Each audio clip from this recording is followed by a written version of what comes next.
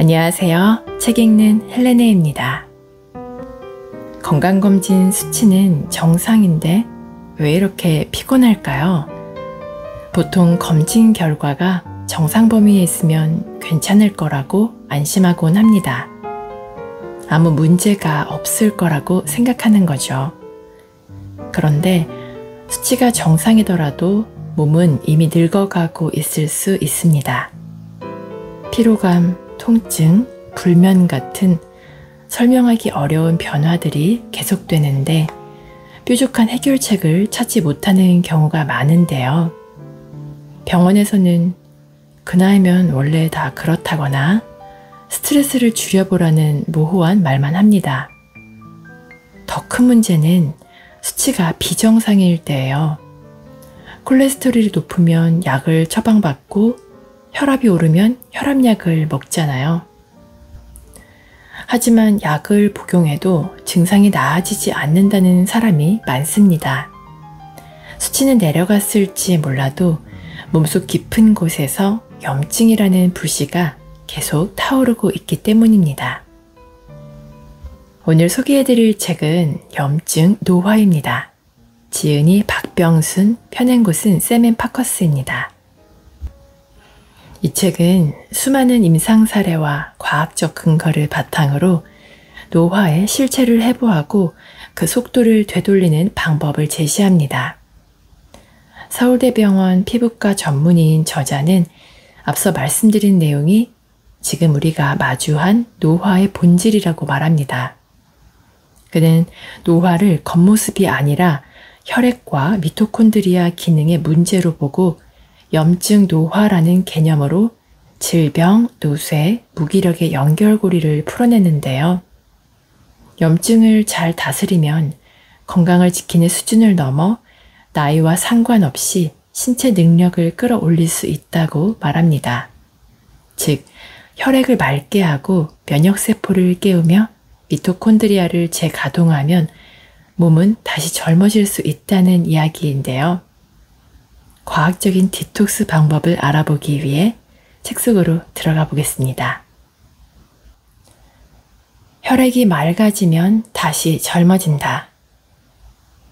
노화는 우리 몸속 어딘가에서 조용히 시작된다. 나는 그 실체를 쫓아온 사람이다. 피부과 전문의이지만 단지 겉으로 보이는 증상만을 다뤄온 의사는 아니다. 서울대학교 의과대학을 최의등 졸업하고 줄기세포 연구에 20년 이상 매진한 연구자이기도 하다.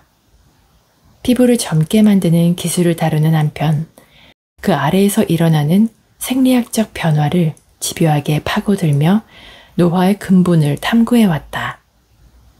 줄기세포 치료의 선구자로서 매일같이 환자들의 피부 아래에서 벌어지는 놀라운 변화를 목격했고 더 깊은 곳에 무언가가 있다는 걸 직감했다. 처음에는 줄기세포를 통해 피부의 재생을 꿈꿨다. 피부를 젊게 만드는 데 초점을 두고 줄기세포를 활용한 치료를 임상에 적용하기 시작했다. 지방 흡입을 하여 지방 조직 속에 풍부하게 존재하는 줄기세포를 분리하고 이를 처리해 다시 피부에 주입했을 때 눈에 띄는 변화가 일어났다. 피부가 두꺼워지고 탄력이 살아났으며 레이저나 보톡스, 필러 시술과는 차원이 다른 결과가 나타났다. 나는 이것이 노화의 근본적인 해결책이라고 확신했다. 하지만 시간이 흐르면서 눈에 보이지 않는 세계로 들어가게 되었다. 결국 노화의 진짜 원인을 마주하게 되었다. 그것은 염증이었다. 같은 치료를 해도 반응이 훨씬 더 좋은 환자들이 있었다. 이들의 공통점은 혈액의 상태, 특히 혈액의 염증 수치가 낮다는 것이었다. 줄기세포가 온전히 작동하기 위해서는 그 앞을 막고 있는 만성 염증이라는 장애물을 먼저 치워야 했다. 이는 곧 혈액력이라는 개념으로 확정되었다. 혈액 속 염증 수치가 낮고 면역세포의 활성이 적절한 사람일수록 치료 반응이 탁월했다. 다시 말해 노화의 결정적 원인은 혈액이 탁하고 면역 기능이 제대로 작동하지 않는 저하된 혈액력 때문이었다. 이때부터 인체의 염증 수치를 조절하고 면역 균형을 되찾을 수 있다면 노화를 되돌릴 수 있겠다는 확신이 생겼다. 흔히 면역을 병원균과 싸우는 군인이라고 생각한다. 그러나 우리 몸 속에 청소부 역할도 한다. 매일같이 쌓여가는 노폐물, 세포 잔해, 대사 산물들을 제거하고 몸의 질서를 유지하는 역할을 한다. 면역 체계가 무너지면 몸은 정리되지 않은 쓰레기집처럼 엉망이 된다. 활력이 떨어지고 기분이 우울해지며 잠이 오지 않는다. 나는 이 상태를 염증 노화라 부른다. 그리고 이 책에서 그 굴레에서 벗어나는 탈노화의 길을 이야기하고자 한다. 나는 20년 넘게 재생의학과 면역학, 생화학 접근을 통해 이 연결고리를 입증하고 싶었다. 특히 생화학 실험실에서 비타민 D 수용체와 관련된 연구를 하며 데이터의 중요성을 뼈저리게 느꼈다. 실제로 수만 명의 임상 데이터와 수백 명의 혈액 샘플을 분석했고 정상인과 질환자의 차이를 정량적으로 규명하는 논문을 세계적으로 권위 있는 피부 연구 학회지에 게재하기도 했다. 나는 이 개념을 확장시켜 면역 주사 치료를 고안했다. 환자의 혈액에서 면역세포를 분리하고 이를 활성화시켜 다시 몸에 주입하는 방식이다. 이 과정을 슈퍼차징이라 부른다. 배터리가 방전된 스마트폰을 충전하듯 세포의 에너지를 다시 불어넣는 것이다. 염증 수치가 낮아진 사람들은 먼저 기분이 좋아진다. 단순히 피로가 풀리는 정도가 아니다. 세로토닌 수치가 상승하면서 기분이 밝아지고 불안과 짜증, 우울감이 줄어든다. 혈액을 통해 기분까지 바뀌는 이 현상은 단지 외적인 젊음뿐 아니라 내면의 활력까지 회복된다는 신호다. 나는 이를 건물의 지하 5층까지 내려가는 전층 개선 효과로 설명한다. 기존 미용시술이 표피 1, 2층만 건드렸다면 이 치료는 진피, 피하지방, 심지어 뼈를 감싸는 층까지 영향을 준다. 이러한 원리는 젊은 개체의 혈액이 늙은 개체의 기능을 회복시키는 이종연령 생체 접합 연구에서도 확인된다.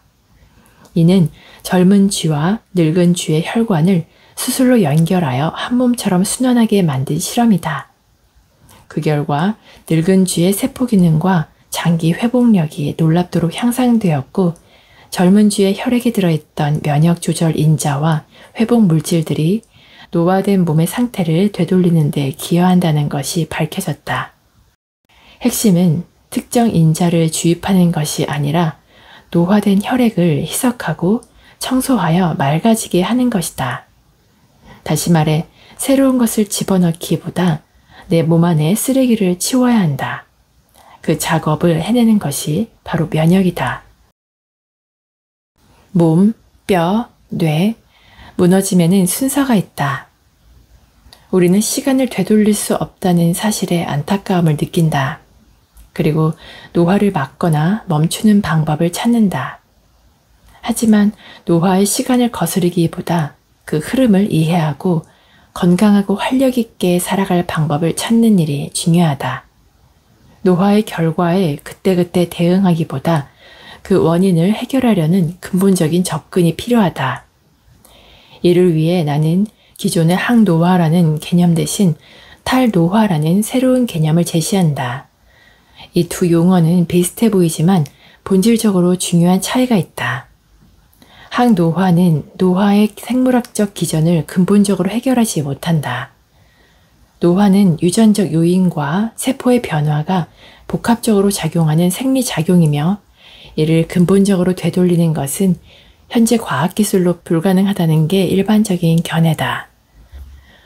이러한 한계점을 고려했을 때 우리는 노화의 근본적인 과정을 이해하고 노화가 가져오는 부정적 영향을 최소화하는 방법을 모색해야 한다. 이것이 바로 내가 강조하는 탈노화의 핵심이다. 탈노화는 노화를 멈추거나 되돌리려는 시도에서 벗어나 노화로 인한 몸의 변화를 이해하고 완화하는 데 초점을 맞추는 접근 방식이다.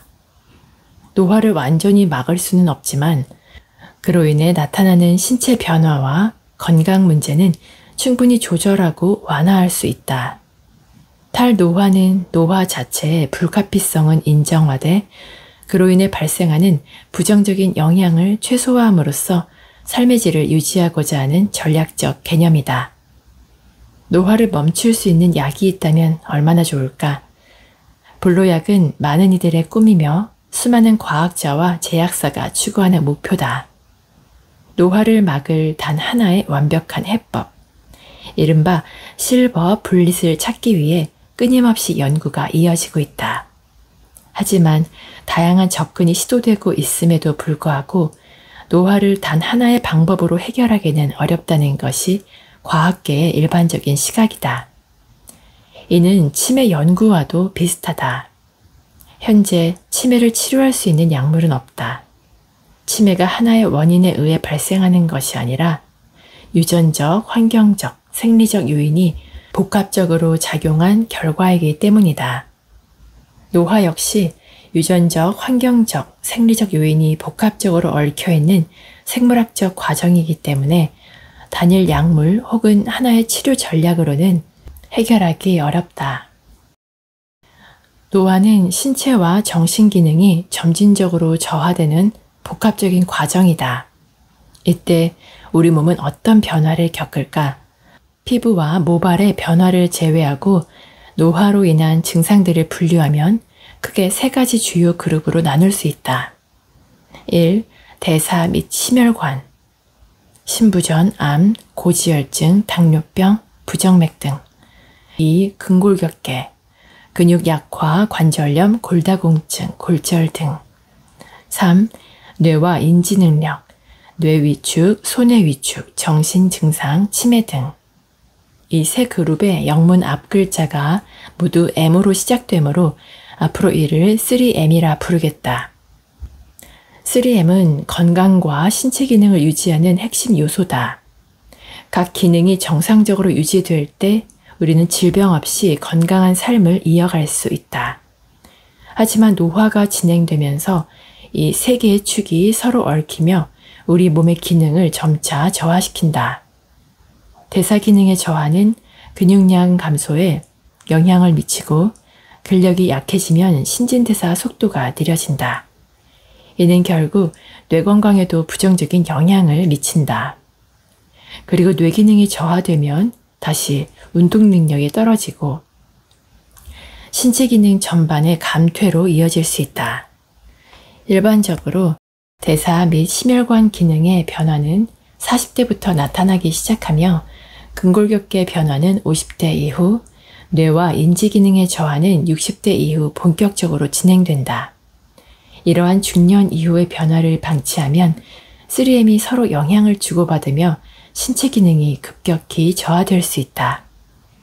대사 및 심혈관 기능의 변화는 노화와 밀접한 관련이 있다.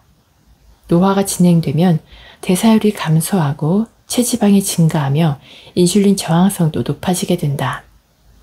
흔히 나이가 들면 살이 쉽게 찐다거나 예전처럼 에너지가 나지 않는다는 말을 하는데 이는 단순한 느낌이 아니라 실제로 대사적 변화가 일어나고 있다는 신호일 가능성이 크다. 이러한 변화는 제2형 당뇨병, 비만, 심혈관 질환의 발병 위험을 높이는 주요 원인이 된다. 의대에 다니던 시절에는 대사율 감소와 비만이 대사 질환의 주요 원인이라고 배웠다. 그러나 최근에는 이러한 변화의 근본적인 원인으로 미토 기능 저하가 주목받고 있다. 미토는 세포 속 발전소 역할을 하며 우리가 활동하는 데 필요한 에너지를 만들어낸다. 하지만 나이가 들어 미토의 기능이 점점 떨어지면 체내 염증 반응을 촉진한다. 이러한 변화가 지속되면 인슐린 저항성이 증가되고 결국 당뇨병과 비만, 심혈관 질환으로 이어질 위험이 커진다. 근골격계의 변화도 노화의 중요한 특징이다. 나이가 들수록 근육량이 줄어들고 골밀도가 낮아져 근력이 약화된다. 그리고 이로 인해 근감소증과 골다공증 같은 문제가 발생할 수도 있다. 노화는 인지 능력 저하도 동반한다. 나이가 들면서 기억력과 주의력이 감소하고 정보 처리 속도가 느려지는데 이는 뇌의 구조적, 기능적 변화에서 비롯된다. 특히 해마와 같은 기억을 담당하는 뇌 영역이 위축되면서 기억을 저장하고 불러오는 능력이 약해질 수 있다. 3M은 서로 밀접하게 연결되어 있으며 전신에 걸쳐 다양한 노화 증상을 유발하는 핵심 요인이다. 하지만 이 세 축의 변화를 정확히 이해하고 체계적으로 관리하면 노화의 속도를 늦추고 건강을 지킬 수 있다. 세 가지 축이 변화하면서 건강 문제가 나타나면 우리는 증상에 따라 내과, 정형외과, 신경과 등을 오가며 치료를 받는다. 하지만 과연 각 질병들의 발병 원인과 치료 방법이 독립적으로 존재할까? 표면적으로는 서로 다른 원인에 의한 증상처럼 보일 수 있지만 사실 대부분의 노화 관련 질환은 하나의 뿌리, 즉 만성 염증에서 비롯된다. 노화로 인해 생기는 질병들은 마치 바닷속에 숨겨진 암초와 같다.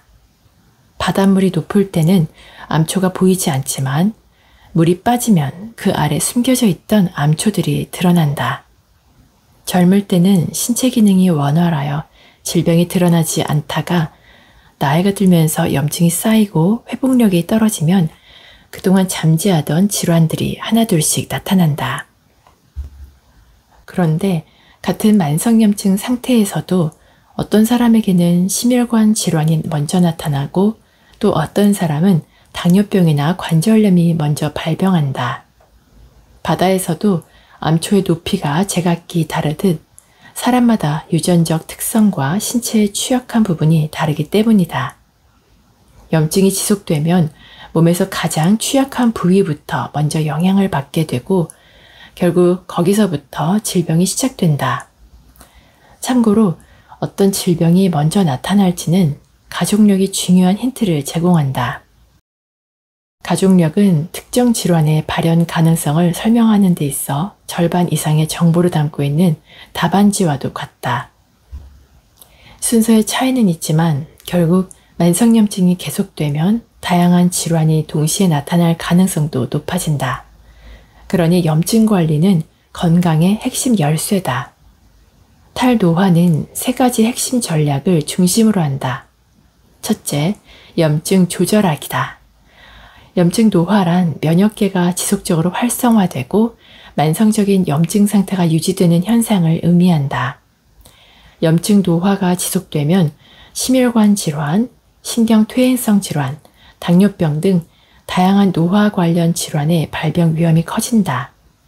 다행히 염증 노화를 조절할 수 있다는 연구들이 발표되고 있다.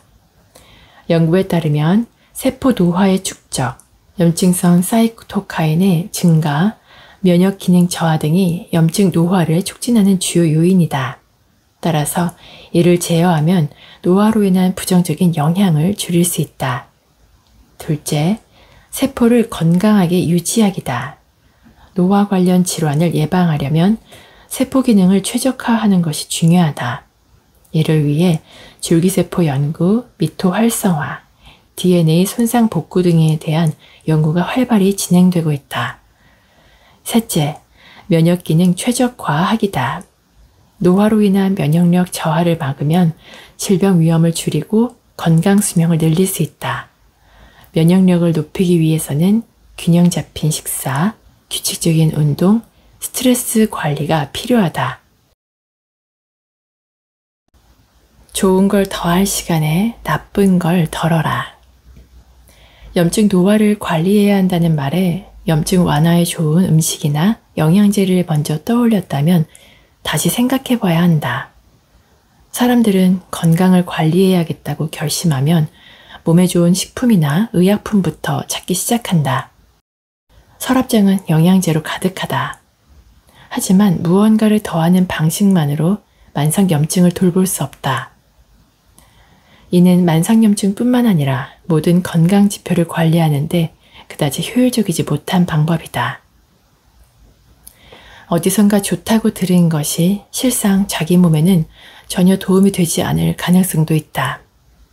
좋은 것을 찾기 전에 내 건강을 망치는 원인이 무엇인지, 특히 염증 노화가 왜 생겼는지, 어디서부터 비롯된 것인지 알아야 된다. 염증이 생기는 원인은 다양하다. 만성염증은 흔한 사례다. 대기오염 물질, 유해 폐기물, 산업 화합물질, 흡연 등에 노출된 것이 원인일 수 있다. 실은 멀리 갈 것도 없다. 현대인의 일상을 되짚어보면 염증을 부르는 습관들로 점철되어 있다. 즉, 신체활동 부족, 불규칙한 식습관, 심리적 스트레스, 수면 부족에 시달린다. 만약 불규칙한 식습관과 잦은 간식 섭취로 비만한 상태라면 이로 인해 발생한 장내 미생물 불균형도 염증의 원인이 된다. 염증을 조절하면 감정, 탈모, 불면도 해결된다. 우리 몸을 장작에 비유한다면 시간의 흐름은 작은 불씨와 같다. 불에 사그라드는 장작처럼 세월은 서서히 우리 몸을 사그라들게 만든다. 세월이 작은 불씨라면 염증은 기름이다. 서서히 타고 있던 장작에 기름을 붓는 순간 불꽃은 급격히 커져 금세 재로 변한다. 만성 염증을 방치하는 것은 바로 장작에 기름을 쏟는 행위와 같다. 그렇다면 이미 타버린 장작에 우리는 무엇을 할 수 있을까? 뒤늦게 물을 붓거나 소화기를 사용해도 까맣게 재가 되어버린 장작은 되돌릴 수 없다. 우리 몸도 마찬가지다. 염증으로 인해 빠르게 노화하고 질병에 시달리는 상태에서 아무리 그에 대응하는 치료를 한다 해도 소용이 없다. 염증을 간과한 채로 노화를 늦출 수 없다. 세로토닌과 도파민은 감정과 기분을 조절하는 데 중요한 역할을 한다. 세로토닌은 마음의 안정과 만족감을 조절하고 도파민은 동기부여와 쾌감을 유도한다. 이렇게 감정에 영향을 주는 공통점으로 잘 알려져 있지만 최근 연구들은 이 두 호르몬이 또 하나의 놀라운 공통점을 가지고 있다는 사실을 밝혀냈다. 바로 노화에 중요한 영향을 미친다는 점이다. 세로토닌 수치가 낮아지면 염증을 조절하는 기능이 약해지고 이로 인해 체내는 만성적인 염증 상태가 이어진다. 또한 세로토닌은 혈관의 수축과 이완을 조절하여 심혈관 건강을 유지하는 데 중요한 역할을 한다. 나이가 들수록 혈관의 탄력이 떨어지고 기능이 저하되면서 고혈압, 동맥경화 등 질환의 발생 위험이 커지는데 이 과정에는 세로토닌 신호 전달의 약화도 하나의 요인으로 작동한다.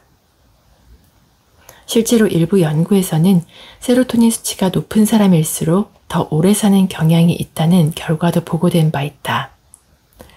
세로토닌은 뇌에서도 중요한 역할을 한다. 신경세포 간의 연결을 촉진하고 뇌 기능을 안정적으로 유지하는 데 기여한다. 세로토닌 신호가 약해지면 신경세포를 보호하는 기능이 떨어져서 기억력 저하와 인지기능 감퇴가 빠르게 진행될 수 있다. 따라서 알츠하이머병이나 파킨슨병과 같은 퇴행성 뇌질환에서는 세로토닌 수치가 급격히 감소하는 경향이 자주 관찰된다. 도파민은 흔히 뇌에서 기쁨이나 보상을 느끼게 하는 물질로 알려져 있지만 실제로는 운동기능, 대사조절, 에너지 생산 등 신체 전반에 걸쳐 중요한 역할을 하는 신경 전달 물질이다. 노화가 진행되면 도파민을 분비하는 신경의 활동이 점차 감소하고 다양한 생리 기능의 저하로 이어진다. 가장 두드러진 변화는 운동 능력의 저하다. 도파민 신경세포가 손상되면 나타나는 대표적인 질환이 파킨슨병이지만 도파민 수치의 감소는 질병이 없는 일반적인 노화 과정에서도 흔히 발생한다. 도파민 신호가 줄어들면 근육 조절 능력이 떨어지고 반응 속도가 느려지며 균형 감각도 저하된다. 이러한 변화는 결국 근감소증과 근력 저하로 이어지고 신체 기능이 빠르게 약화되면서 노쇠 상태가 된다. 여기에 더해 도파민은 미토 기능과 에너지 대사 조절에도 핵심적인 역할을 한다. 잠을 못 자면 몸이 피곤하고 집중력이 떨어지는 것은 누구나 한 번쯤 경험했을 것이다. 하지만 잠을 자도 개운하지 않고 잠 못 드는 밤이 반복된다면 문제는 스트레스나 생활 습관이 아닐 수 있다. 이때는 몸속 염증이 수면을 방해하고 있을 가능성이 크다. 체내 염증 수치가 높아지면 수면을 조절하는 신경전달 물질과 호르몬의 균형이 무너진다. 우리가 잘 때는 몸을 안정시키는 부교감 신경이 활성화되어야 하는데 염증은 오히려 교감 신경을 자극해 몸을 각성 상태로 만든다. 이로 인해 깊은 잠이 들지 못하고 자주 쉽게 자다가 깰 수 있다. 또한 염증성 사이토카인이 수면의 질을 떨어뜨릴 수 있다. 잠이 부족하면 면역체계가 불안정해지고 체내 염증 수치가 높아진다. 이 악순환의 고리를 끊기 위해서는 생활습관 개선만으로는 부족하다. 근본 원인인 염증을 다스려야 수면의 질이 개선될 수 있다. 이때 요산 수치를 놓치면 안 된다. 많은 사람이 요산을 통풍과만 연결짓지만 요산은 체내 염증과도 밀접한 관련이 있다. 요산은 퓨린이 분해되면서 생성되는 대사 산물로 과도하게 축적되면 산화 스트레스와 염증을 유발해 수면의 질을 저하시킬 수 있기 때문이다. 오늘 영상 마음에 드셨다면 좋아요와 구독 그리고 댓글로 여러분의 생각도 남겨주세요. 또 이 내용이 필요한 주변 분들에게 공유하셔도 좋을 것 같습니다. 다음 영상에서도 우리 삶을 돌아보는 좋은 책으로 찾아올게요. 감사합니다. 평안한 하루 보내세요.